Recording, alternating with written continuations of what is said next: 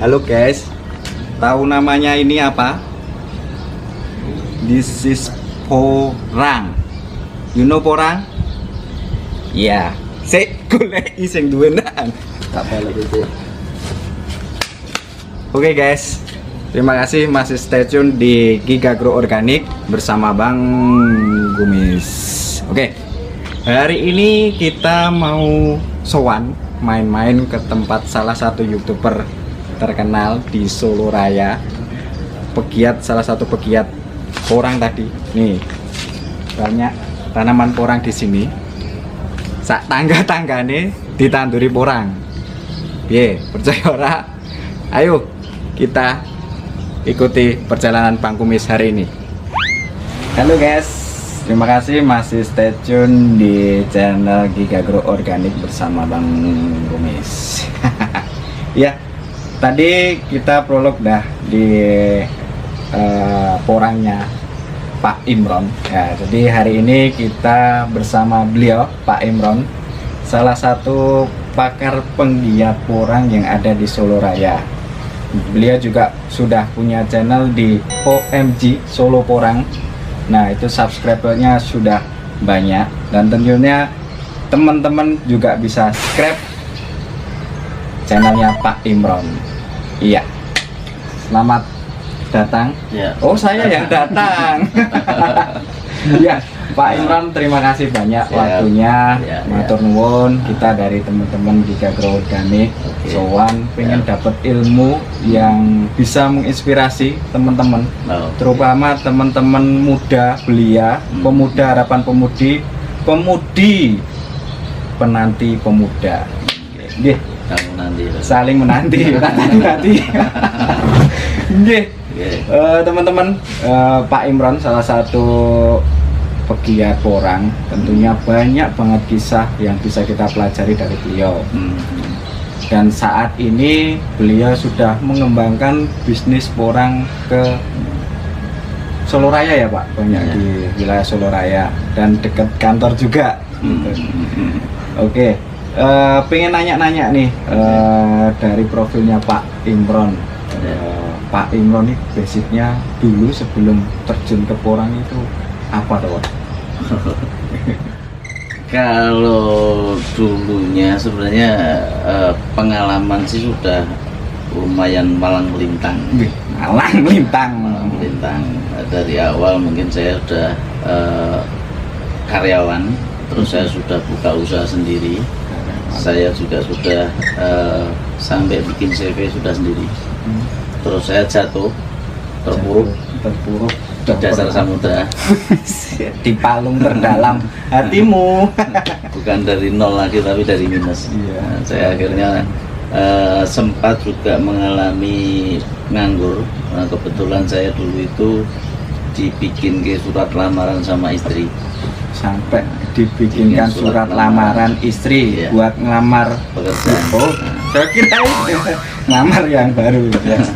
Saya ngelamar dibikin ke surat lamaran saya di Hyundai Otomotif. Nah itu.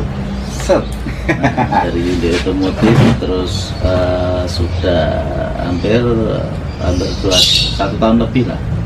Saya pindah ke Borobudur. Kebetulan saya di Boyolali sana. Boyolali kantornya di dekat terminal, saya ke sana lagi. Terus 6 bulan saya pindah ke Sun Motor yang di Jebres. Dan di situ dari marketing saya kembali lagi dulu wira swasta, sudah punya perusahaan.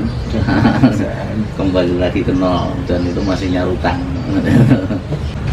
Banyak banget ya pengalamannya beliau karena banyak di swasta dan tentunya juga awal karir di marketing ya Pak. Iya, karena marketing. Di dunia penjualan. Nah, kok bisa jenengan bisa terinspirasi masuk ke dunia pertanian, apalagi pertanian porang. Mungkin sekarang baru booming porang, tapi kita nanya dulu ke Pak Imron, gimana prosesnya bisa menentukan porang ini sebagai lahan baru atau lahan mengais rezeki baru. Iya, ya sebenarnya gini, dari kecil saya mungkin background memang alat tani. Di daerah Saya dari Sragen Barat di Gemolong. Gemolong. Ya, memang backgroundnya dari seorang anaknya petani, dan di situ mungkin sistem pertanian yang dulu dikelola bapak saya itu mix ya, semi organik, semi organik. Dikala tetangga semua sudah menggunakan kimia, bapak saya itu juga menggunakan kimia dan organik, dan secara hasil alhamdulillah melebihi dari tetangga. Lebih yang kimia. Iya. Jadi organik better for life. Jadi jangan salahkan kalau organik itu lambat, tapi justru di sini lebih maksimal hasilnya. Makanya di situ kemarin setelah saya dari otomotif itu saya juga resign, walaupun mungkin saya juga sebenarnya suruh ke luar kota lagi, saya mending resign. Saya buka start wira swasta lagi. Nah, untuk dokter pizza. Terus karena saya lihat kontennya Pak Paidi, Mas Paidi Madiun. Nonton ya Mas Paidi. Nah, itu juga menginspirasi untuk tanaman porang. Tapi saya masih berpikir pada waktu itu karena jangka tanamnya kan panjang, 2 tahun. 2 tahun. Terus yang kedua nih, setelah beberapa saat mungkin saya mulai terjun karena 2 tahun kita butuh makan, yang jelas itu. Dari bisnis saya masih jalan, saya mulai penanaman, belajar menanam. Belajar menanam. Nah, pada waktu itu pertama kali penanaman kita juga mengalami kegagalan. Gagal di awal. Ya, kan itu tahun pertama kita gagal. Tahun kedua kemarin, akhir tahun kedua saya mulai bikin konten. Nah, saya menceritakan proses kegagalan saya. Yang kedua nih untuk mengedukasi mungkin kita sharing saja kepada petani-petani yang lain, ya kita ungkap dalam konten saya gitu, supaya mereka tidak tersesat kayak saya pada awalnya dari situ. Dan kebetulan alhamdulillah untuk channel saya ini lumayan banyak yang ikuti. Alhamdulillah. Nah, gitu. Ya, akhirnya berkembang terus sampai pandemi. Untuk usaha saya hentikan. Saya sudah konsentrasi ke pertanian porang, dan alhamdulillah ya untuk hasil sendiri juga tidak mengecewakan. Jangan takut gagal, pesan yang kita petik awal tadi dari Pak Imron. Gagal coba itu hal yang biasa, dan justru dari kegagalan adalah salah satu keberhasilan ya. Betul. Yang penting itu untuk untuk berhasil itu tidak ada orang katanya berhasil tanpa mengalami kegagalan. Tidak ada istilah berhasil itu tanpa mengalami kegagalan. Yang jelas kita selalu belajar terus. Jangan sampai kegagalan itu terulang. Kegagalan terulang, gagal lagi ya nanti bangkrut. Gagal evaluasi untuk hasil yang lebih maksimal. Gagal dalam percintaan, ojo ditangisi, golek meneh. Oke gitu. Nah ini kan Pak Imron posisinya di tengah perkampungan, rumahnya di tengah perkampungan, banyak perumahan, dan beliau kok bisa memanfaatkan lahan yang kosong-kosong. Itu gimana caranya Pak? Sebenarnya lahan itu di samping rumah ini, lahan ini bukan lahan saya. Lahan ini miliknya orang Auri yang kebetulan dinasnya sekarang di Kalimantan. Nah kemarin memang rumputnya itu tinggi sekali, ya 1 meja kayak gini. Nah, ya, tidak dibersihkan, dan mereka justru malah membayar orang untuk membersihkan. Daripada dibersihkan orang, akhirnya tak bersihkan. Saya minta izin ditanami boleh enggak, mereka malah seneng, ya udah tanami. Akhirnya tak manfaatkan untuk penanaman, dan yang punya pun juga seneng. Iya, perawat pasti. Lahannya bersih, kita manfaatkan, seneng juga. Dan ada beberapa tempat yang saya tanami, yang satu di sini yang satu di depan kantor jenengan, yang satu di sini, yang satu di makam Tanujayan sana, yang satu di agak sana, dekat bandara. Bandara.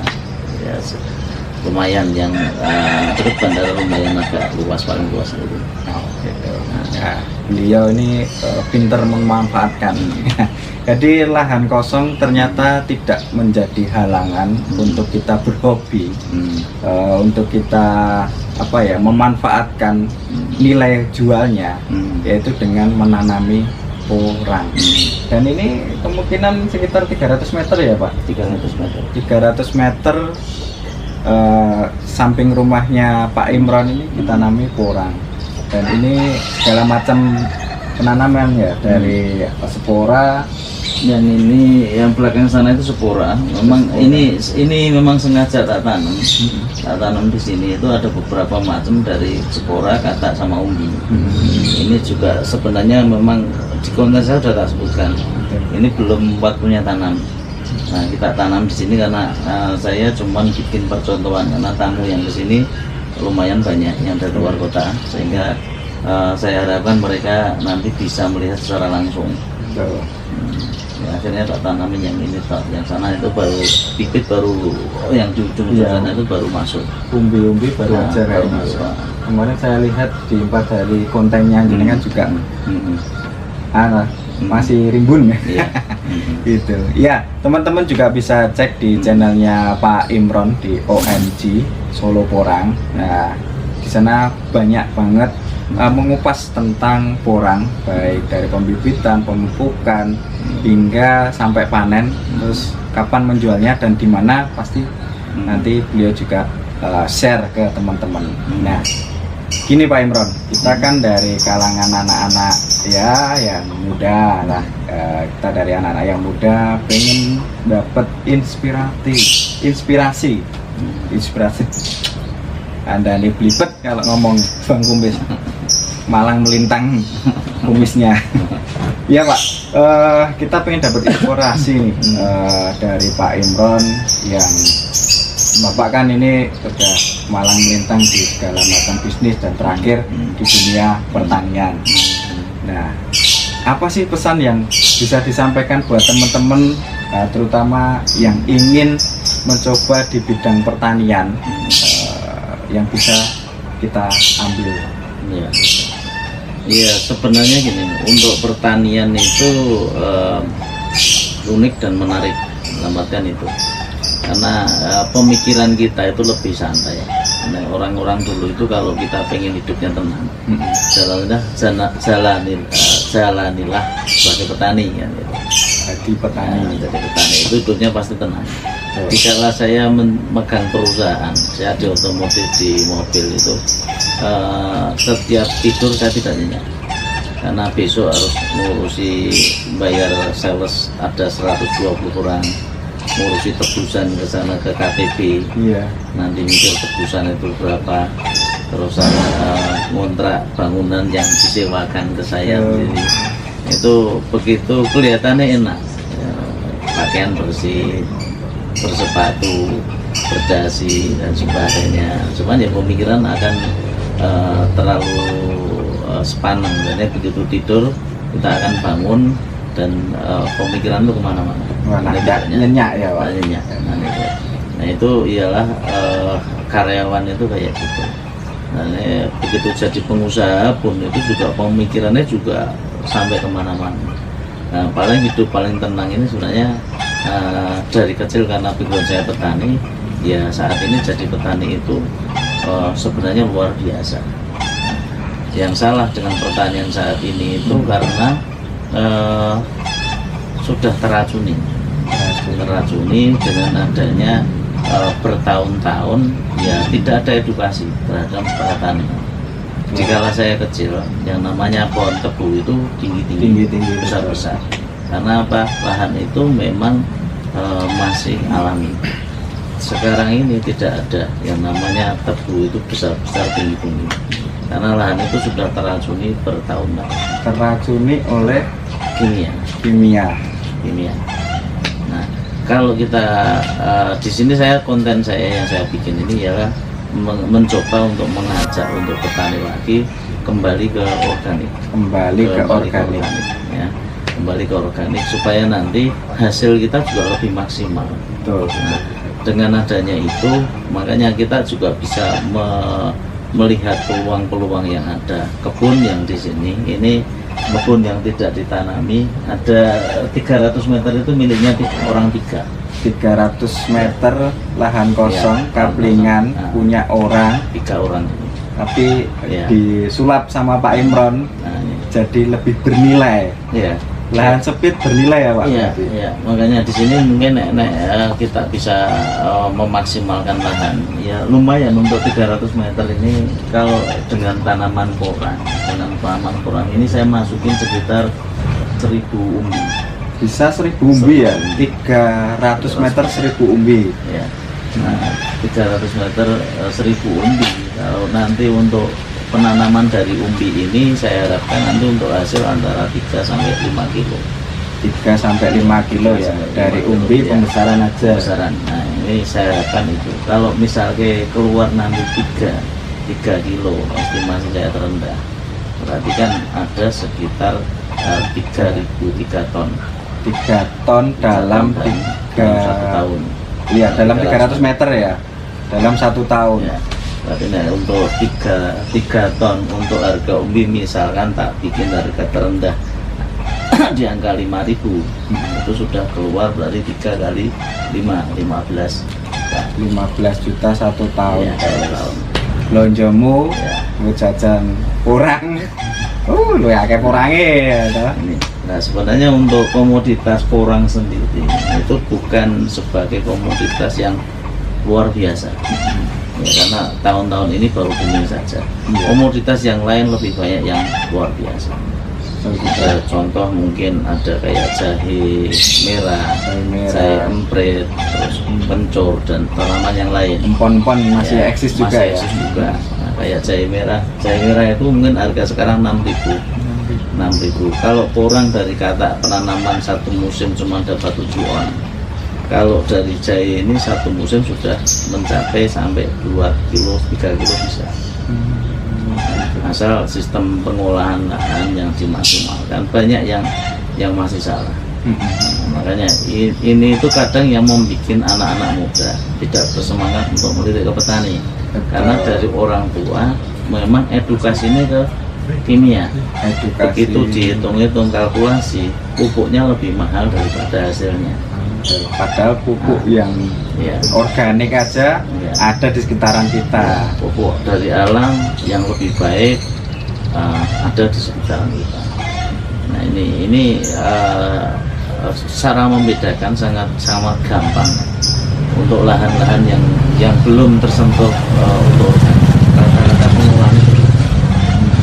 Tapi kalau sudah kita kasih organik, kita kasih kompos, yang ngolah yang tahun kedua itu mesin itu gampang sekali.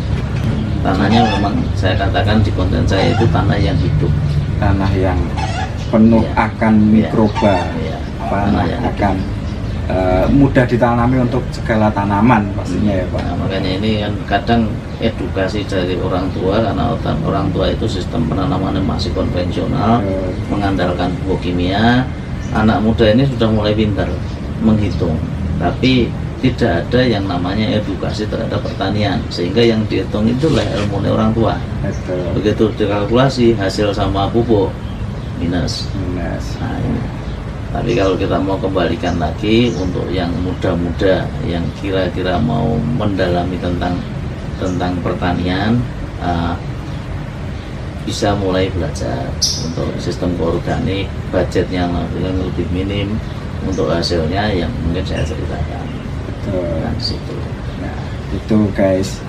Jadi pesan yang bisa kita bisa kita serap dari Pak Imron, bahwasanya jangan lihat kalkulasinya dulu, kita harus berproses. Kalau zaman dulu mungkin hitungannya besar, nah kita kembalikan ke alamnya semestinya, kita balik ke organik seperti jargonnya kita organic better for life, jargonnya Gigagro. Nah, itu kita pakai gitu. Jangan selalu ke kimia karena nanti tanahnya akan keras, tidak bisa diolah kembali, hanya di permukaannya terlihat hijau, tapi hasilnya sekarang kurang maksimal. Jangan bilang organik lama ataupun organik nggak bisa. Nah, ternyata beliau Pak Imron segala pertumbuhan dari porangnya pakai yang organik. Oke guys, tadi juga sedikit membahas mengenai inspiratifnya Pak Imron. Nah, ini kita bahas lagi Pak Imron. Bisnis porang ini kira-kira buat teman-teman, terutama teman-teman yang masih muda, cocok nggak sih dengan eranya sekarang itu? Dan gimana cara penanamannya hingga sampai nanti kita dapat uangnya. Kan biasa anak muda itu wah duit piro toh, sekarang gitu tapi nggak tahu prosesnya. Nah, kita pengen cari ilmu dari Pak Imron seperti apa. Monggo silakan Pak. Terima kasih. Untuk porang sebenarnya tadi sudah tak katakan, bukan sebagai komoditas yang unggul banget, masih banyak komoditas yang lain yang mungkin akan lebih wow. Ya, cuman di sini itu kebetulan saat ini orang-orang memang posisi pandemi, sehingga banyak tamu yang datang ke rumah di sini itu. Kebetulan rata-rata justru malahan corporate ya, perusahaan yang datang. Dan sempat kemarin saya mungkin beberapa petani yang kita dampingi di luar kota atau luar pulau juga. Ada yang dari Bali, ada yang dari Cikarang, ada yang dari Cianjur, ada yang kemarin dari Makassar juga.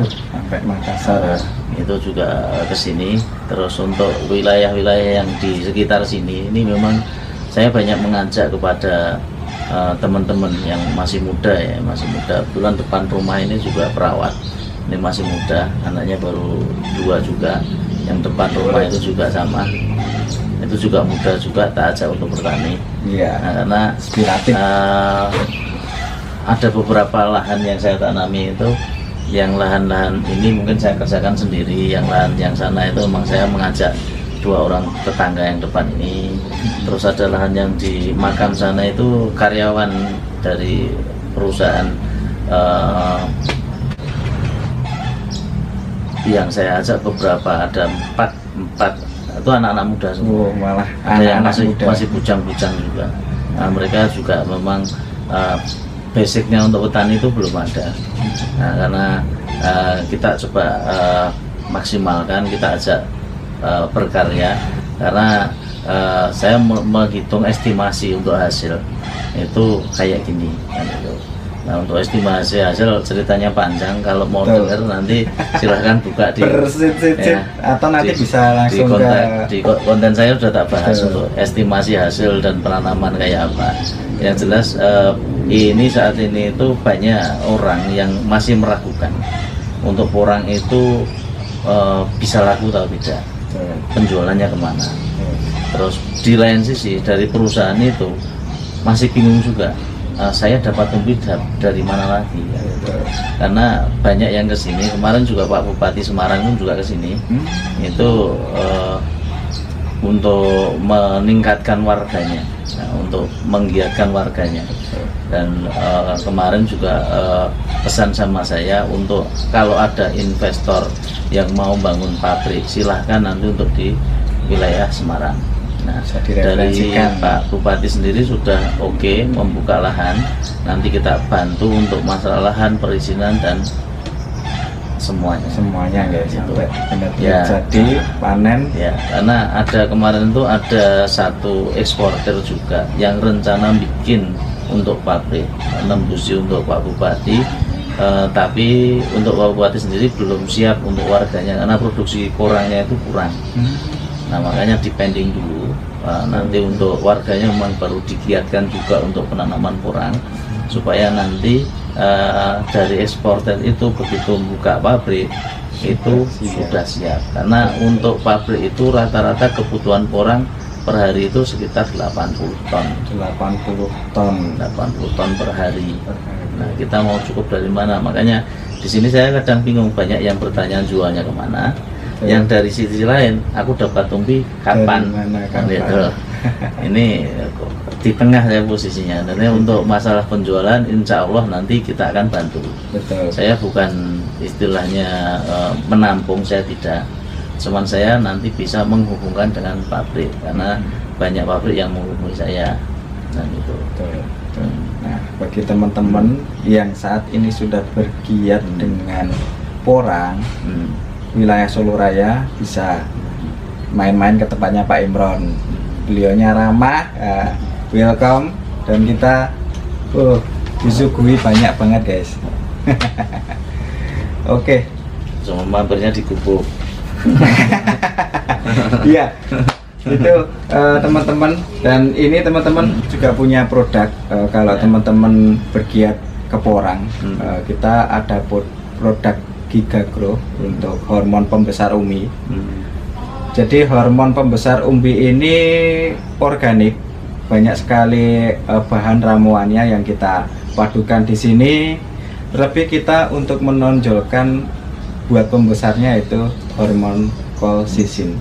Nah, itu ada lengkap di satu kemasan ini, cukup murah, nanti cek website aja. Dan kemasan 250 gram ini bisa digunakan teman-teman untuk 1 hektar gitu ya.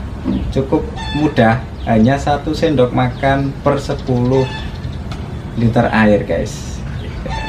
Dan untuk pembesaran ini ya, nah untuk pertumbuhan teman-teman bisa pakai yang multiguna, POC multiguna, kandungannya sudah lengkap, apalagi ini dengan pH-nya yang bagus, standar untuk umbi, sangat cocok dipadukan dengan hormon pembesar umbinya gitu.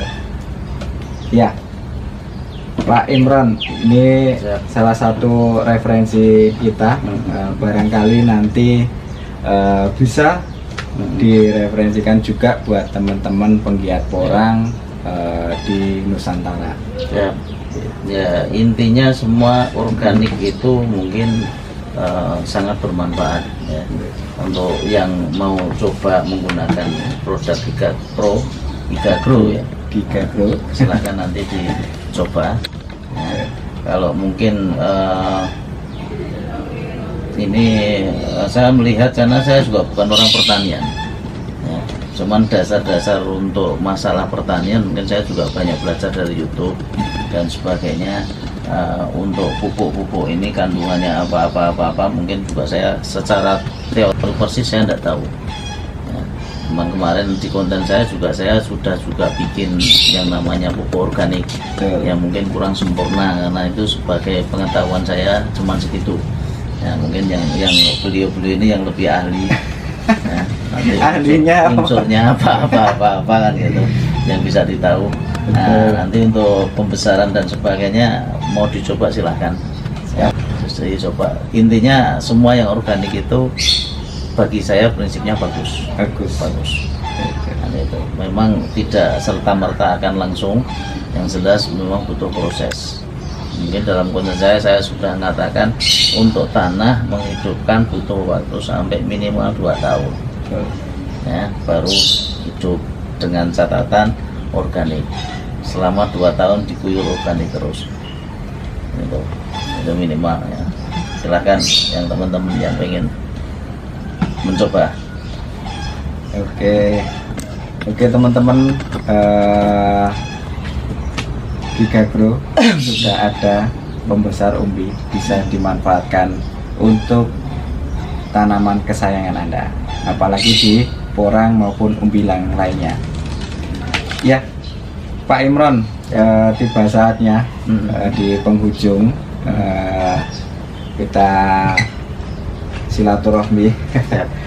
Next time kita bahas lagi, dan nanti kita bisa kolaborasi lagi dengan beliau, karena banyak banget ilmu-ilmu yang bisa kita petik dari beliau, terutama buat teman-teman yang masih muda yang saat ini bergeliat belum di dunia pertanian atau mau ke dunia pertanian. Pantengin terus YouTube channelnya Gigagro Organik dan OMG Solo Porang gitu guys.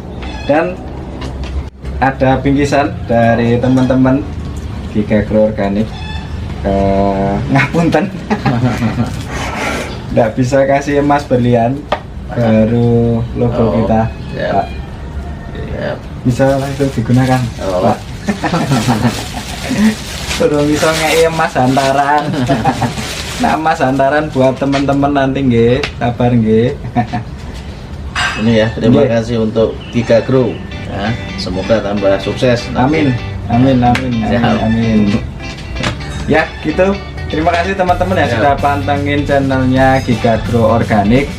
Kita ketemu lagi di season selanjutnya di tempat yang baru dari teman-teman yang inspiratif, dan nantinya channel ini bisa teman-teman klik kembali di season-season selanjutnya. Terima kasih Pak Imron. Oke, siap. Kita ketemu kapan-kapan lagi. Ya. Kita tunggu juga kedatangan di kantor kita.